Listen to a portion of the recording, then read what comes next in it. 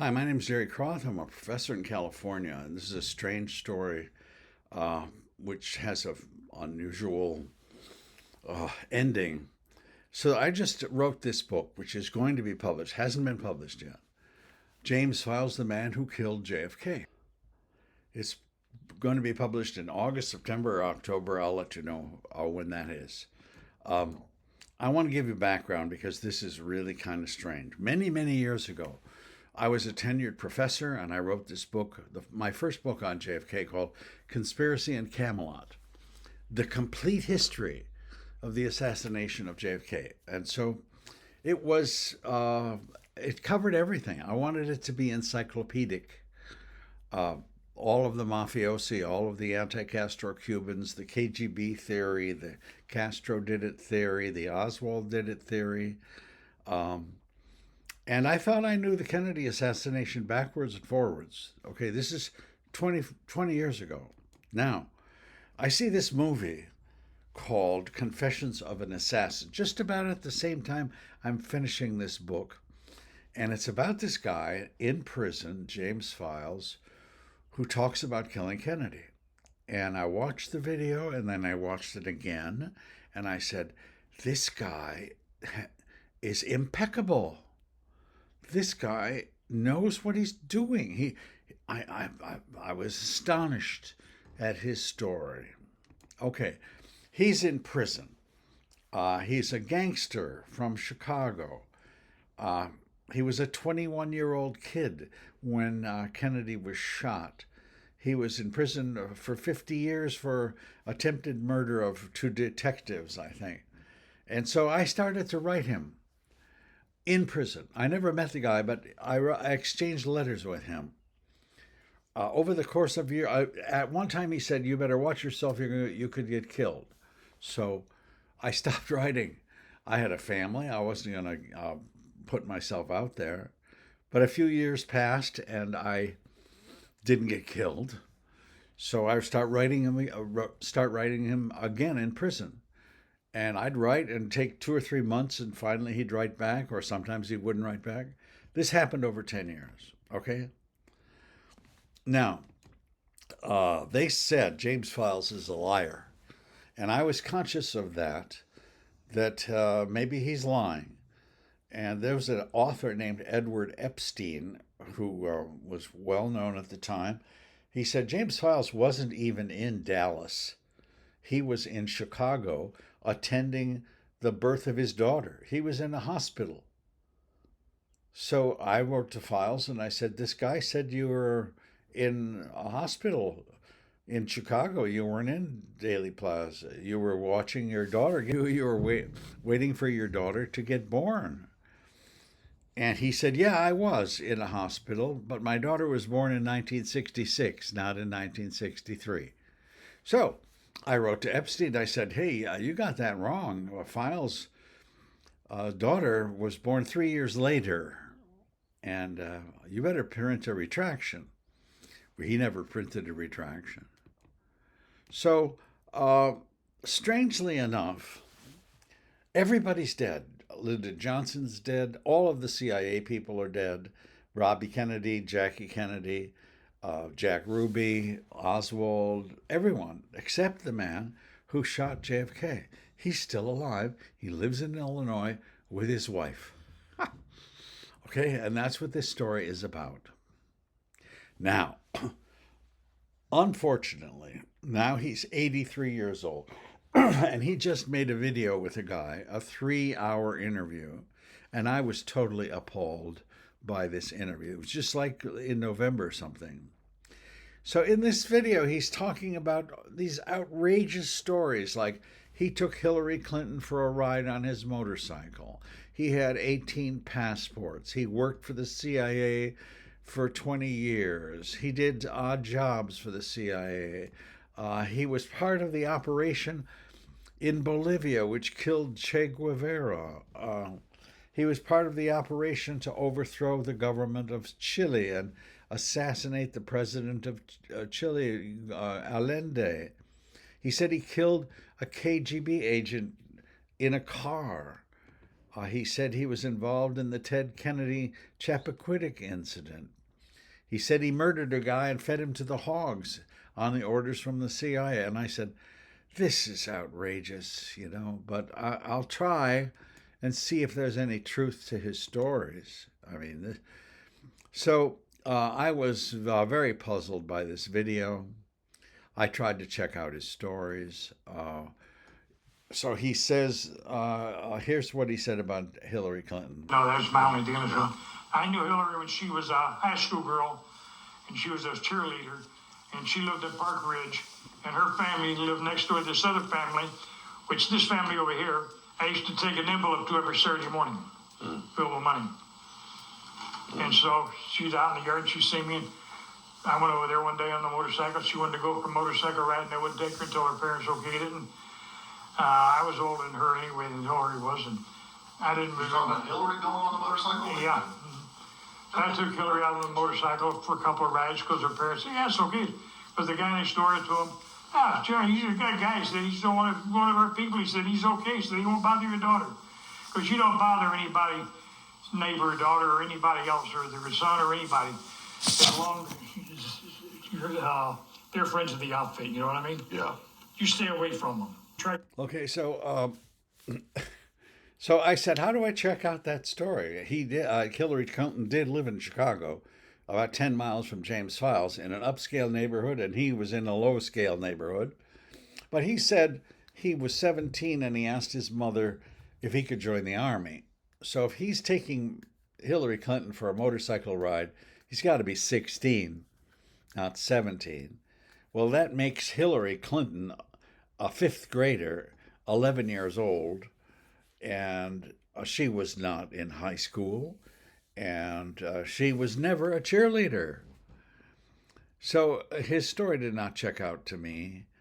I thought, well, let's give him let's see what he says about Che Guevara. He said that Felix Rodriguez, his friend, worked for the CIA just like he did, and was involved in the assassination of Che Guevara. Well, actually, the person who killed Che Guevara was Mario Terán, a Bolivian sergeant. So that didn't make it for me. But then I discovered that Rodriguez actually made a video and was there. Ordered the battalions to stand down the training immediately to go to the area of operations. So they had 4 companies. One company stayed in Valle Grande, where I stayed with my friend. They stay in there to maintain. So, and there are CIA documents that have been released that mention Rodriguez. But Rodriguez never mentions James Files. And neither does the CIA ever mention James Files. So, again, I was not satisfied. And he said he was driving in a car with 2 CIA agents and a KGB agent in the middle. And the KGB agent was a sadist who liked to beat up girls. And he beat up Judith Exner Campbell, Kennedy's mistress and Giancana's mistress. And he said he had immunity and you couldn't do anything to him. And Files said, oh, you think you've got immunity, eh? And Files pulled out a gun and blew his head off inside the car. That's what he said. Well, Judith Exner wrote a book about Kennedy, and she was never beaten up by anybody. And there have been a number of KGB agents who were arrested, who were deported, who exchanged, but there's no record of a KGB agent who was killed in the United States. So that didn't check out for me. Now, that doesn't mean I'm saying he's a liar. It means that I have certain criteria for evidence, and I didn't see it. So I'm not saying he's a liar. I'm saying I can't confirm his stories. Okay? A couple of his friends I wrote to, one said, I don't believe that story in Bolivia. Okay? He said he had 18 passports from the CIA. Now, remember, he's 83 years old talking like this. I want to see one of those 18 passports. He said they were confiscated.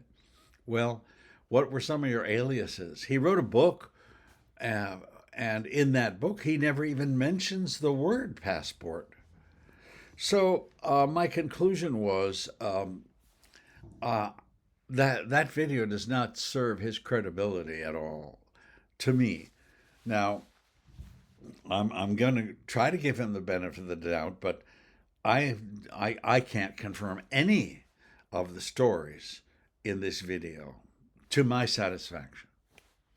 So if you're a skeptical observer right now, you're probably saying, why should I watch the rest of this video? I mean, this is not a guy I think is interesting at all who killed, I don't think he killed Kennedy. And I'm going to try to tell you that James Files is actually telling the truth about the assassination. And I hope you will watch the rest of this movie, despite everything I just said. Okay? And you're going to say, wait a minute, how is that possible? Because his original story I heard 25 years ago when he was in prison, before he became relatively famous, before he had some notoriety, before people started paying attention to him. And his original story is solid. Okay? But then people came to the prison. A New York literary agent came to his prison to interview him. A television program came to interview James Files. Famous people came to who were big shots in the Kennedy assassination world, came to see him, and I think his notoriety has blossomed in a way, in a very negative way. Jim Marrs is deceased, but he was really a great expert on the Mafia and the JFK assassination. He interviewed Files in prison, and afterwards he said, I'm an agnostic. I don't know if he's telling the truth or if he's lying. I'm an agnostic. Okay? Robert Groden, major author, says of James Files, maybe yes, maybe no, I'm not sure. This guy is a pro-Warren Commission author, and he says James Files is the Rodney Dangerfield of the Kennedy assassination. Has no respect for him at all. Okay. And if you're thinking about this right now, and you say, well, if he lied about that, obviously he lied about that. Okay. I have a friend who is a Harvard graduate, a colleague. He says, Jerry, why are you risking your professional reputation on a pathological liar? And my answer to that question is, when I first met him and he told his original story, it checked out, man, and it was solid. So I'm going to try here in this video, despite everything I just said, to give you 10 solid reasons why James Files is telling the truth and why he is the guy who actually killed President Kennedy when he was 21 years old.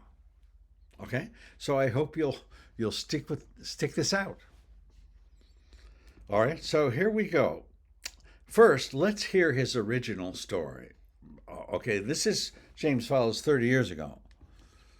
He is sent from Chicago with the Chicago Mafia under Sam Giancana to go to Dallas as the hit squad.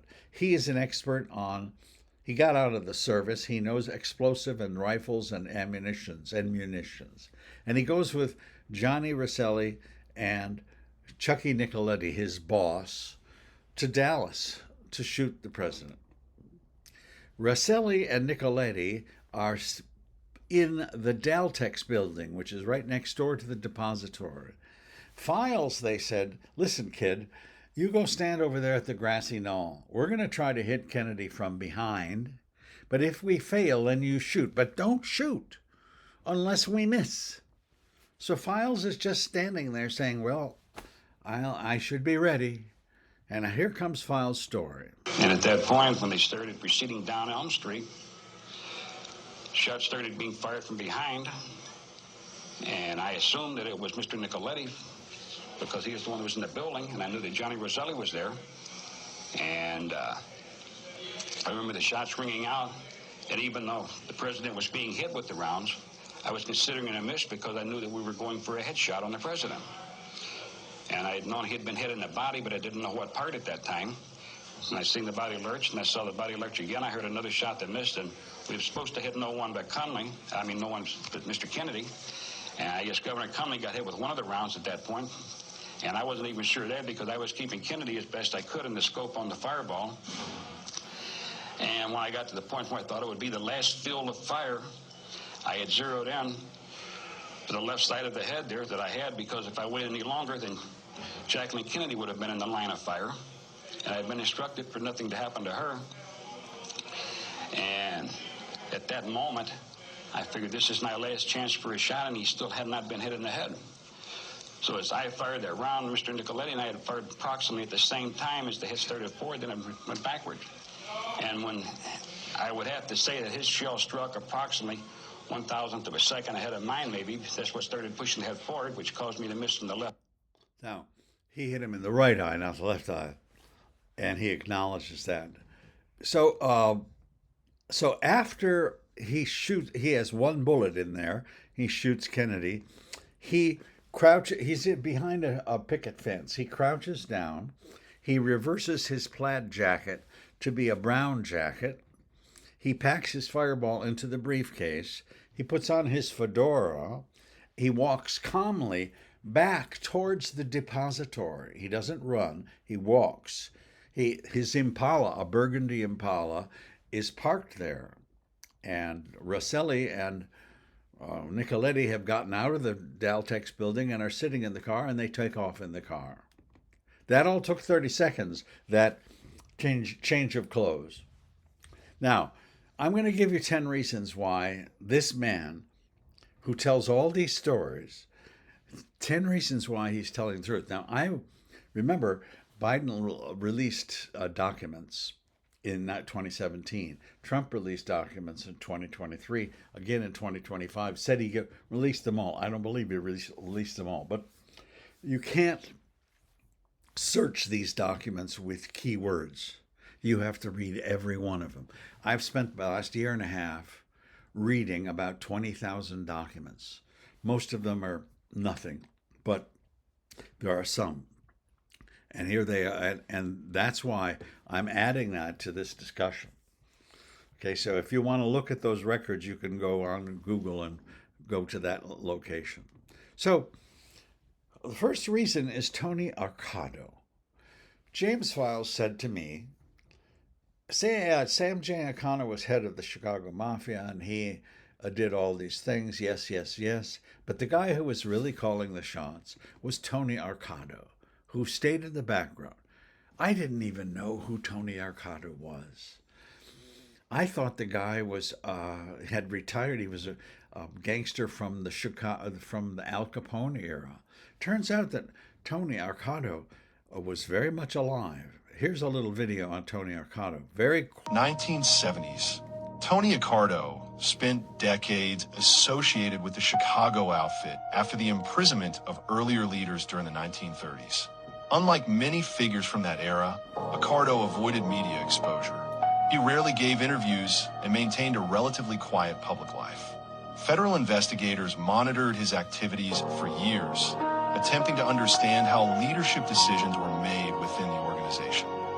Despite numerous investigations and hearings, prosecutors struggled to bring cases that resulted in major convictions. Accardo's long career later became a topic for researchers studying how low visibility and careful behavior sometimes complicated law enforcement efforts. His story illustrates how organized crime investigations often develop slowly over many years. Now, remember, so I'm looking up the Assassination archives, and lo and behold, there's a document about Tony Arcado in the spring of 1963. And there's another document about Tony Accardo making a payment. FBI is following this guy. They withheld these documents now for 50 years, all right? It's just, this is a new information, last 3 or 4 years. Tony Accardo makes a payment in August of 1963. That's 3 months before Kennedy is killed. Tony Arcado is not retired. He is still active. That's exactly what James Files said. Who knows that? If Files was lying, he would just keep his story with Giancana because everybody believed Giancana was the guy. He got Kennedy elected in 1960 in Illinois. He had a mistress he was exchanging, Judith Exner Campbell, with Kennedy. All he has to do if he's a liar is to say, yeah, Giancana sent us. But he didn't say that. He said Tony Arcado called the shots, and it was Tony Arcado who decided to proceed with the assassination of JFK. Okay? James Files is telling the truth. Here comes the second reason why he's not lying and why he's telling the truth. I hope you're still with me. Okay, he says that he brought the rifles and the munitions to Dallas from Chicago. Nicoletti was Giancana's major assassin. And James Files worked for Nicoletti. He was his assistant. Okay? Nicoletti is using a Mauser 30.06 rifle with regular munitions. That is one of the bullets. Okay? That bullet, said the Warren Commission, of course the Warren Commission said Oswald fired it, went through Kennedy's throat, went through Connolly's back, broke Connolly's wrists, and came out looking like that. It's called the magic bullet, or it's called the pristine bullet. Files said he used explosive, frangible mercury rounds that explode on impact, but Nicoletti didn't. Okay? Nicoletti used regular bullets. Files used a bullet that explodes on impact. All right? Follow this now. If you look at frame 313 of the Zapruder film, Kennedy is hit in the head and it explodes. Okay? That's Files' explosive round. The autopsy, even before the Warren Commission sanitized everything, it said that the bullet left metallic fragments within the brain of John F. Kennedy. So how can one bullet explode and leave fragments, and the other bullet goes right through two bodies and comes out looking perfect? The Warren Commission didn't explain that. But they said, well, of course, Oswald fired all the bullets. But one bullet is pristine, was found on a stretcher at Parkland Hospital. I showed you that picture. But the other bullet explodes into Kennedy's brain. All right? Nicoletti's rounds did not fragment. Files' bullet exploded, leaving fragments. Files is telling the truth. The Warren Commission is obscuring the truth. Now, the third reason Files' story is solid, I hope you're still with me. Those of you who don't know much about the Kennedy assassination, here's Daley Plaza. Look, you can see the Texas School Book Depository. Behind that is the Daltex building, and then the route taken by JFK. Now, here's where Oswald is supposed to be firing on the 6th floor. Okay? This is where James Files says Nicoletti is firing from the 2nd floor corner office of the Daltex building. And this is where James Files is standing at the grassy knoll. Okay? Now, this is a little complex. I couldn't get my computer program to do this, so watch very carefully. The first shot misses. I was intrigued by the first shot way back even before I met James Files, because I knew the first shot missed, but it missed by 19 feet. How could Oswald miss Kennedy by 19 feet? Now watch this blue line. Watch it carefully. See it? That's where JFK is. Look at the blue line. It goes from there, from Oswald, to the curb. It hits a cement curb. A piece of cement hits a guy named James Tagg or Walter Tagg, hits him in the cheek, and his cheek starts bleeding. Now, this is agreed on by everybody. There's no controversy here. The first shot missed, hit a curb. The Warren Commission said The reason Oswald missed by 19 feet was because it hit a tree branch and was deflected. Now, watch this. Nicoletti is supposed to be in the Daltex building. Watch this blue line. You see this? Can you see that? It misses Kennedy's head by just inches. Nicoletti is firing and misses Kennedy just by a few inches, hits the curb and hits James Tague in the cheek. Now watch it one more time. That's Oswald's shot. Here comes Nicoletti's theoretical shot. Right over the head of Kennedy, hits the curb. Makes more sense to me. Here's James Tague. He's waiting for an unsuspecting person along the route. He was coming directly towards me. One man who has no interest in seeing JFK. The only thing I can say that made my life interesting. James Tague is running late for a lunch date with his girlfriend.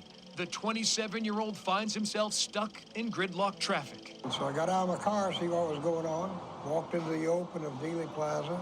James decides to wait on the side of the road. Yeah, that's me standing right there. This is a friendly crowd in downtown Dallas.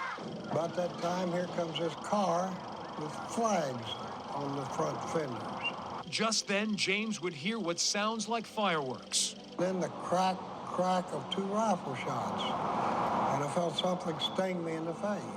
A piece of concrete or bullet fragment fired from an assassin's rifle slams into James's right cheek. Put me on, Phil. A police officer notices James's injury. I reached up, and sure enough, there was blood. I remember being stunned. Officers order James to fill out a report at the police station. James then notices a person in hand.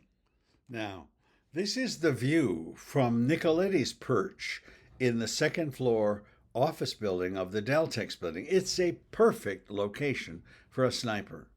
Okay, that's a view from where Nicoletti was allegedly standing. Now he misses Kennedy, goes over the top of Kennedy's head, it hits the curb and hits James Tague in the cheek. Okay, the first shot. Files' account makes way more sense than the Warren Commission trying to explain why Oswald missed Kennedy by 19 feet. No, the first shot missed Kennedy by 2 inches. All right, the fourth reason why James Files is telling the truth. Okay, now originally there were 50 people who said they thought the shot came from the grassy knoll, from the front. Now there's another book by Casey Quinlan, recent, called Beyond the Fence Line, in which he finds 70 people who said the shot came from the front. Headshot seemed to come from the right front. It seemed to strike him here, and his head went back, and all of the brain matter went out the back of the head. It was like a red halo, a red circle with bright matter in the middle of it. It just went like that. It was a terrible time. You cannot imagine seeing this.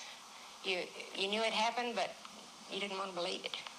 The particular headshot must have come from another direction besides behind him, because the back of his head blew off, and it doesn't make sense to be hit from the rear and still have your face intact. So he must have been hit from another position, possibly, in the front or over to the side. I really don't know where. But the back of his head blew off. So I am very dead certain at least one shot, including the one that took the president's skull off, had to come from the right front. And I'll stand by that to my death, over my mother's grave. Okay. Now, before the Warren Commission got all crazy with the whitewash, there were a few things it couldn't get rid of. For example, the deputy press secretary of Kennedy's deputy press secretary spoke to the press immediately after Kennedy was shot and pointed to his right temple and said Kennedy was hit in the right temple. Okay, that's Malcolm Kilduff, assistant press secretary. Abraham Zapruder, who filmed it, who was right there, said Kennedy was hit in the right temple from the front. Okay? In front of us. Where, by the way, the Warren Commission says nothing ever took place. Oh, I saw it. You saw that puff of smoke. Oh, I did. You know something happened at the knoll. Someone was shooting from there. How far would you say you were from that car? Oh, at one time I could have touched the car. When it happened, how far were you? I had jumped back up on the curb just a little further than I am from you. You were this close to the president? Yes. Oh, yes. Too close. This happens, you hear the shots, and you see what, a man? No, I just saw the smoke and the light from the knoll where I knew someone had shot. Right. And at that instant, his head was blown off. Right. And the blood and the brains and all this just made a red cloud around President Kennedy's head. And the blood and everything splattered my boyfriend's motorcycle. And it was just horrible. Okay, so this is the Zapruder film, frame 313, frame 320. The going from 13 to 20 takes 1/3 of a second, okay? Take a look. See the red line that I've drawn at the edge of Jackie Kennedy's head? You can see that John Kennedy is hit and goes violently backward, okay? It's obvious. But they didn't show that film for 11 years. Diane Rather was one of the only journalists who saw the original film, and he said Kennedy fell violently forward. No, Kennedy fell violently backward. Dan. James Files is right. The fatal shot that came from the front came from the grassy knoll, and it was fired by James Files. All right. The fifth reason that James Files is telling the truth. This is a little complex. I'm going to try to render this story the best I can. Remember, he said there was like 1,000th of a second and between his shot and Nicoletti's shot. Well, let's take a look at that. There was a motorcycle that left the radio on, and it recorded all of the sounds during the entire assassination drama. It was a dictabelt. It was sent to the House Select Assassinations Committee in the 1970s. They sent it out to a preeminent acoustics firm and said, how many shots were there? So this is a peer-reviewed article. Let me read the first sentence. A Dallas Police Department recording contemporaneous with the Kennedy assassination contains 5 impulsive sounds that have the acoustic waveform of Daley Plaza gunfire. So there were not 3 shots, there were 5 shots, okay? Now, the sequence of those shots, you can see 1.7 seconds, 1.1 seconds, and the last 2 shots, there's 0.7 seconds. Remember, Files said there was a shot just before his shot. He said it was 1,000th of a second. It was a 7/10 of a second in actual fact. Now, the Warren Commission said, no, there's only 3 shots. But John Connolly, the governor who was sitting in the front of the car, the Warren Commission said he was hit by the same bullet that hit Kennedy's throat because Oswald could only fire 3 shots. So they had to explain all 3 bullets.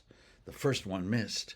The second one had to hit both Kennedy and Connolly. So that bullet goes through Kennedy's throat, through Connally's back, breaks Connolly's wrist. But Connolly said, no, it never happened that way. I'm sorry, I don't agree with the Warren Commission. It's not a single bullet. He rejected the Warren Commission's single bullet theory. Now watch this video very carefully. Look at Connolly. Here comes Connolly on the right front. Kennedy's hit right now in the throat. Look at Connolly. Connolly turns around and saying, what's going on? He's looking back at Kennedy. He hasn't been hit by a bullet. You see that? He's looking at the president. About that time, the second shot was He was hit after Kennedy was hit. Forward and he slumped to the right. He was hit after Kennedy was hit in the throat. He was not hit by the same bullet. Okay? He said that for his whole life. So now here's where the story gets complicated. In Files' book, he said that he left the grassy knoll, got in his Impala, and Nicoletti and Rosselli were already sitting in the car. They had left the Daltex building, and they drove away 3 blocks, turned left 2 blocks, and he let Nicoletti and Rosselli out of the car, and they went back to Chicago. But in the car, Rosselli handed James Files so-called the brass.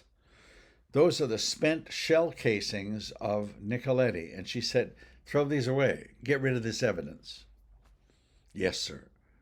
So that's the story. And I was curious, how many spent shell casings did Rosselli hand to James Files? These are the shell casings of Nicoletti's shooting. And I couldn't get an answer to that. I wrote to Files, no answer. I offered $200 to James Files' wife, and I said, I want to ask you a question. I just want to get one answer to a question. Happy to pay $200 for one answer to a question. And I said the same thing to James Files. No reply. Then I wrote to one of his friends, offering a $200 stipend if I could get an answer to one question, which is how many spent shell casings did Nicoletti have? That means how many shots did he take? Well, one friend said, you don't have to give me $200. I asked that question to James Files a few years ago, and the answer is 4. So he says there are 4 shots that Nicoletti took, 1 shot that James Files took. So if we try to reconstruct, Nicoletti hits the curb with the first shot. Nicoletti hits John Kennedy in the throat with the second shot. Nicoletti hits John Connolly in the back with the third shot. Nicoletti either misses and hits the windshield or grazes Kennedy in the 4th shot. And the 5th shot, James Files fires from the grassy knoll and blows Kennedy's brains out. That's an attempt to reconstruct. So, Lee Bowers was a witness. He saw a puff of smoke. He didn't see much else, but here's his description of. And these were spaced with 1 shot, then a pause, and then 2 shots in very close order, such as perhaps almost on top of each other, while there was some pause between the first and the second shots. Did you tell that to the Dallas police? Yes, I told this to the police, and then also told it to the FBI, and also I had a discussion 2 or 3 days later with them concerning this, and they made no comment, other than the fact that when I stated I felt like the second and third shots could not have been fired from the same rifle, they reminded me that I wasn't an expert, and I had to agree. Well, he said you can't have somebody shooting that quickly. At any rate, he was a witness of the grassy knoll shooter, and he dies in a strange automobile accident at the age of 40, 4 months after that interview. So there is more here. There's an academic article that I read that said Connolly was shot at frame 224. Now, there's acoustic evidence that we saw from the dictabelt, and there's visual evidence from the Zapruder film. The Zapruder film is filming at 18.3 frames per second. So you can actually see that there is a correlation between the James Files story and the acoustic and visual evidence. In other words, the shots that are acoustically recorded can be seen on the visual Zapruder film, and it's only 1 frame off, okay? So Nicoletti's headshot occurs here. 7/10 of a second later, Files' headshot occurs here. We're not sure if Nicoletti hit the president or missed. Nicoletti was not great with a rifle. But the fact is that James Files' story makes sense. Nicoletti's shot and his shot are only 0.7 of a second apart, and he makes more sense. Files is right. Files is telling the truth. Okay, I said I had 10 reasons why Files is not lying about this story. This was his original story, before he got taken away by his notoriety. So he said Johnny Rosselli flew from Washington, D.C. to Dallas. He told me that. Okay, so how do you prove that? Well, I had no proof of that. That's just a detail that Files told us. But the released documents, 2017, just 3 years ago, the FBI releases a document they've been sitting on for 50 years, right? And they've been following Johnny Rosselli.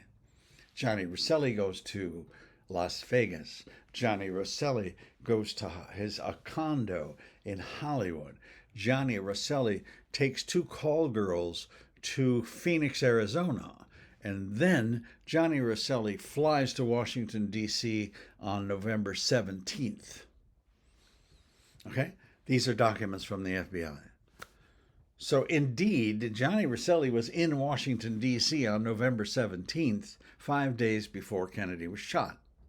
James Files said he came to Dallas from Washington, D.C. How does Files... If Files is lying, how could he lie like that? How does he know that? He's right. If Files was lying, how could he have known about Rosselli's correct location on November 17th, 1963? The FBI was following Rosselli. Okay? Rosselli was in Washington, D.C., November 17th. Once again, Files is right. Files is telling the truth. All right, here's a 7th reason. It's not a major reason, but it's a reason. Files was an expert marksman. He said he never missed. He said it was an easy shot. It was 32 meters from where he was standing to hit Kennedy in the right temple. Okay? So there are academic articles that say, yes, the distance from the grassy knoll to the point where President was hit in the head is about 32 meters. My daughter is a journalist, and she went to Dallas for a reason on some assignment. I said, could you do me a favor? Could you go to the grassy knoll and pace off the distance? And she paced it off. It was 32 steps. Okay. Once again, Files is right. Number 9 or 8. This is takes a bit of time to explain. Grassy knoll witnesses favor Files. So there's a witness named Ed Hoffman. He was completely deaf.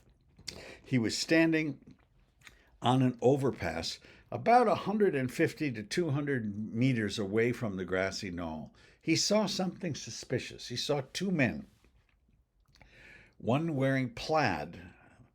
Files was wearing plaid, but there was a second man, and he tossed his rifle to the second man. His father said, don't tell anybody.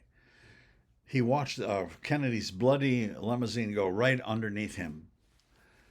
And he told the story officially in 1985, died in 2016, never changed his story. Okay, that contradicts Files' story a bit. Then there was another guy named Sam Holland. About that time, there was a third report that wasn't nearly as loud as the 2 previous reports. It came from that picket fence. And then there was the 4th report. And the 3rd and the 4th report is almost simultaneously. But the 3rd report wasn't nearly as loud as the 2 previous reports or the 4th report. And I glanced over underneath that green tree, and you could see a little puff of smoke. It looked like a puff of steam or cigarette smoke. And the smoke was about, 8 or 10 feet off the ground. And about 15 foot this side of that tree. And I immediately run around to the spot that this shot came from. Of course, there's no one there because it took a quite a little while to thread our way through the car. There's so many parked there, and they parked every angle. But when I got over there, I did find where a man had been standing and walking from one end of the bumper to the other. And I guess if you could have counted the footsteps, it'd have been 200 or more on the muddy spots, the footprints. And there was 2 mud spots on the bumper of this station wagon. Would you take me over there and show me this place you're talking about? Yes, I will. All right, let's go. So they walk. Well, Mr. Holland, where would the person have to be standing to have fired that shot that you heard that came from up here? Well, the footprints and all indication he was standing right here. Were they fresh footprints? They were fresh, because it had been raining that morning. There was footprints, mud on his 2 before. There was mud on the bumper of the station wagon. And there was only 2. So he also found cigarette butts there. So there were 5 people that I found who say they saw something. But their witness accounts are different. One saw a fat man, a skinny man, a guy wearing plaid, got in a Rambler, ran away, walked away.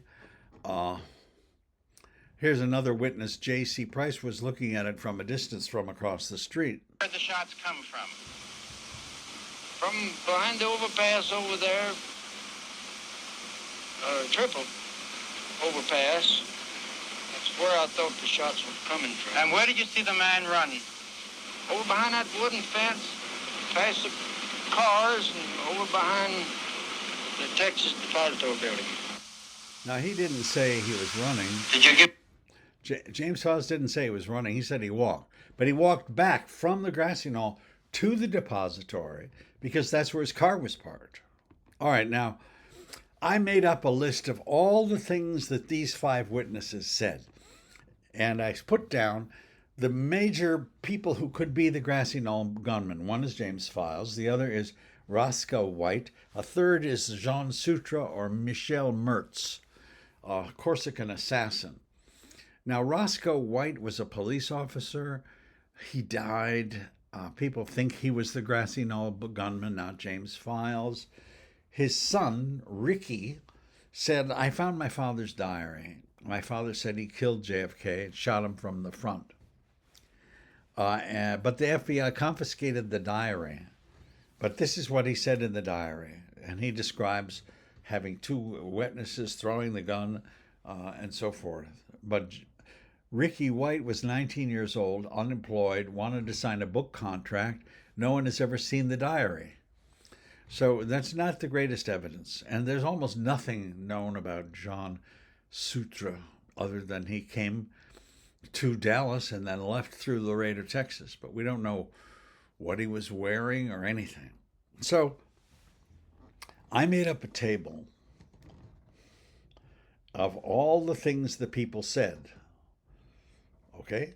And then I clicked off all of the things that what James Files said, Roscoe White. Take a look. This is the final tally. Of all the witness comments, James Files scores 10. Roscoe White scores 3, and Sutra scores 0. James Files, the witness accounts are not the same. They're different.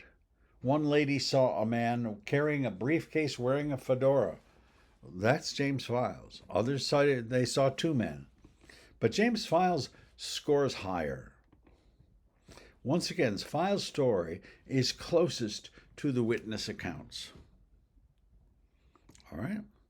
Now, here's the 9th reason why I think James Files is telling the truth. And it's a little bit intellectual. Files is in prison. He's in the Stateville prison. He doesn't have access to a computer, and he doesn't have access in the prison library to conspiracy literature. I asked him, do you know who Grodin is? Never heard of the guy. Do you know who Anthony Summers is? Never heard of the guy. Okay? I like to read fiction books, he says. If he was a liar, he gets out of prison in 2016. I don't think he knew about Hoffman's account when I was writing to him. I don't think he knew about it. Maybe he did. But if he was a liar, he gets out of prison and said, oh, yeah, there was another guy with me. Because that's what Hoffman said. He said, there were 2 people there. One threw the rifle to the other guy. So James Files, if he was lying, could have easily made up, there was another guy, and he was my partner. He was my co-conspirator. Files never did that. Okay, he stuck to his guns. Somebody said the shooter was left in a Rambler. Files said, no, I didn't leave in a Rambler. I left in a Chevrolet Impala, burgundy color, parked right near the depository. He didn't change his story.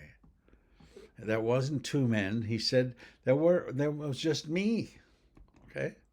So he didn't change his story to fit witness accounts. That, to me, it's only a subjective reason, but that adds to his credibility. If he's a liar, he would try to fit it in with some of the other stories that were circulating. He didn't do that. That adds to Files' credibility. Now, the final reason is that, just to me, Files makes more sense. The Warren Commission would have you believe that a bullet goes through Kennedy's neck, goes through Connally, breaks Connally's wrist, only 3 shots are fired, and that's their narrative that they've been spewing since 1963. But all you have to do is look at this movie and you see that Connally is not hit by the same bullet that hits Kennedy. Kennedy is hit, and Connally says, what's going on? He's turning around again and looking at JFK. He's not hit by anything. He turned back like that with his arm out to the left. There were 3 shots. The second shot. There were 5 shots. And Files' story makes more sense. All right, so you think, well, Jerry Kroth, you're the only one who believes Files. No, there are a couple people who believe Files. One is an FBI agent. I have been looking into the assassination of JFK, have tried to verify Files' story. A lot of that story I have been able to verify.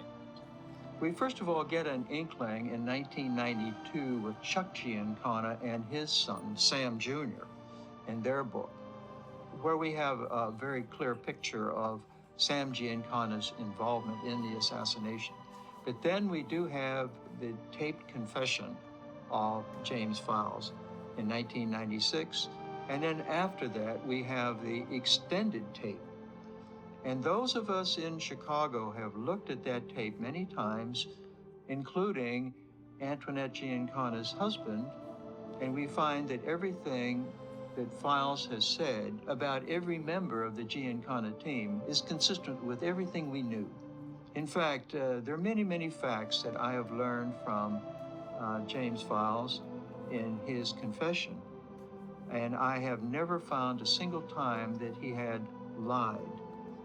Now, they didn't see Files' latest video. They probably would change their mind. But there are people who believe that James Files is the guy. So here are the summary. Tony Accardo. Nobody talked about him. Files said he was the one who called the shots. He was right. Released documents show that he was right. The explosive round. Files fires an explosive round. Nicoletti doesn't. One explodes in Kennedy's head. The other goes right through everybody's body. Makes more sense. The first shot misses. If it comes from Oswald, it's 19 feet off. If it comes from Nicoletti, it's 2 inches off. The frontal shot, there are 70 witnesses say the shot didn't come all from the depository. It came from the front, or one came from the front. When Files said there were almost simultaneous shots, the Dictabelt recording absolutely corroborates that it was 0.7 of a second apart between the last 2 shots. Rosselli's travels. How does James Files know where Rosselli is if he's lying? He's just making it up. No, he was absolutely accurate. He knew where Rosselli was, and he flew in from Washington, D.C. He said it was an easy shot. It was, and he was a marksman. The grassy knoll witnesses have different accounts from where they were sitting, what they saw, but if you add up all of their observations and compare it with all of the grassy knoll shooters, Files wins 3-1. He had opportunities to lie, to embellish his story and make it sound more logical. He didn't do it. He stuck with his story that he's told since 1992. Files makes more sense than Warren Commission. If you can look at that video and think that John Connally is hit by the same bullet that hits Kennedy in the throat, good luck to you. So that's the story. And how would you research it? Well, Files says if you exhumed JFK's body, you would find mercury particles in his brain or in his skull from his explosive mercury round that he fired. The Lamplighter Motel still exists, where Files checked in on November 16th. I wrote to them and said, do you have the guest book from 1963? I didn't hear anything, but what if they did? And you could at least prove that Files checked into the Lamplighter Motel. He said he left off Rosselli and Nicoletti at a Sinclair gasoline station. They got out of the car and walked to their car. I was trying to find out, was there a Sinclair gasoline station a few blocks from Daley's Plaza? I was not good enough as a detective. Maybe you are, and maybe you can find that out. James Files smoked Pall Mall cigarettes. There were lots of cigarette butts found at the scene. I wonder if Sam Holland picked any of them up, if anybody did, because if they're Pall Mall, that's corroboration, right? And also, Files said the mob rented that office building. Who rented it? When was it rented?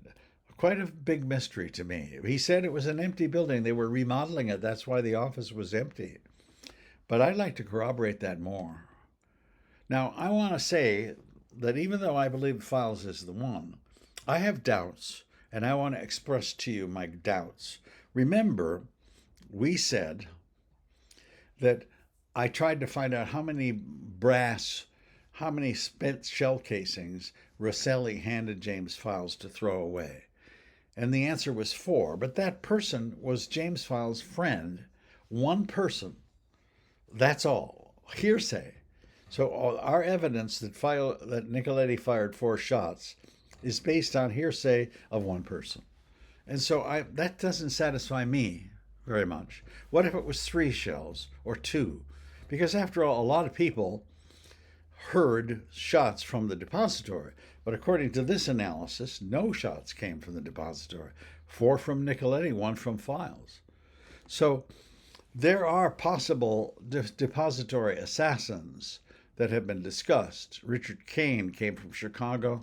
He was also an assassin for Giancana. David Morales was an assassin for the CIA, and there's a little evidence that he might have been there. Mac Davis was an assassin for LBJ. There's a little evidence that he might have been there.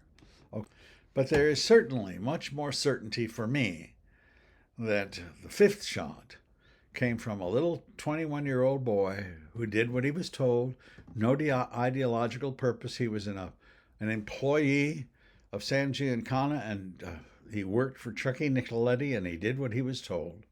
And he's the one who killed President Kennedy. That's the book. And there is a second part to this book. Like, what's the rest of the story? Sam Giancana said this was so well planned, nobody knew the whole story. Okay. So there's a whole, who's involved? James Files was just one piece of the story. So the second part of this book, which is too big to go into, I'll give you a brief overview. E. Howard Hunt was a CIA agent. He was supposed to be one of the people in Daley Plaza. He always denied it. He worked for the CIA for 40 years.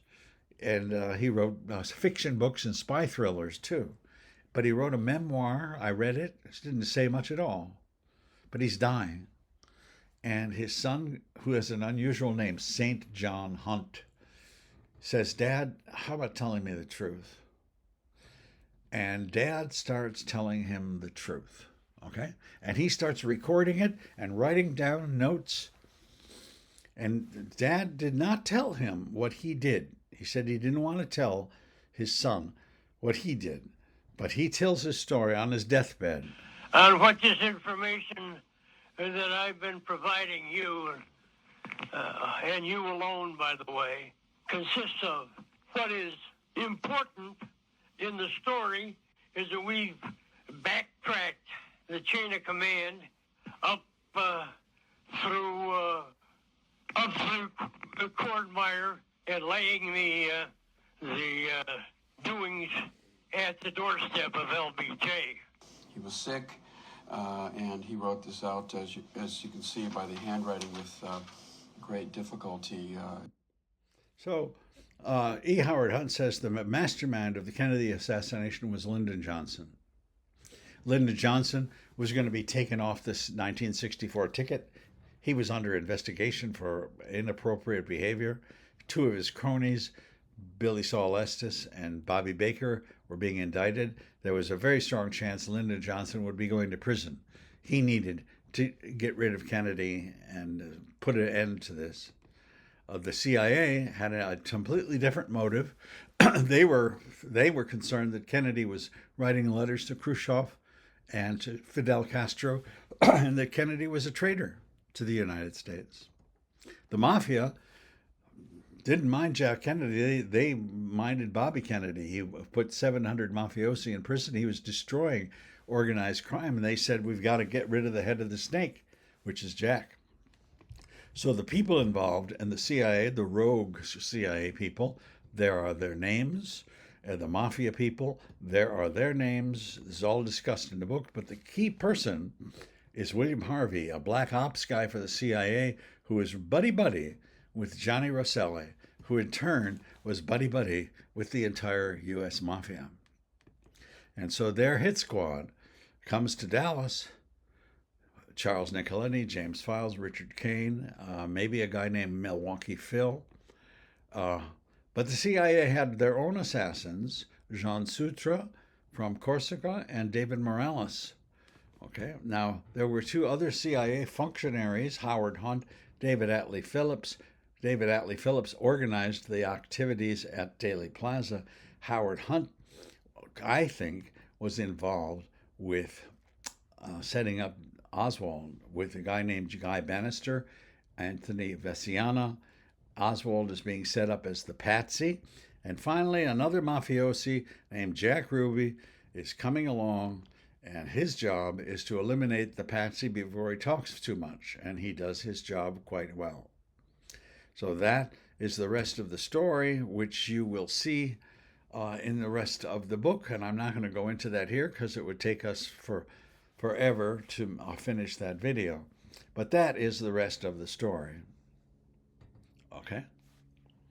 So thank you very much for watching. Now, if you subscribe or whatever you do, I can write to you and let you know when this book comes out. It's coming out in August, September, October. I don't know the exact publication date, but that's where all the story is. Thank you very much for watching.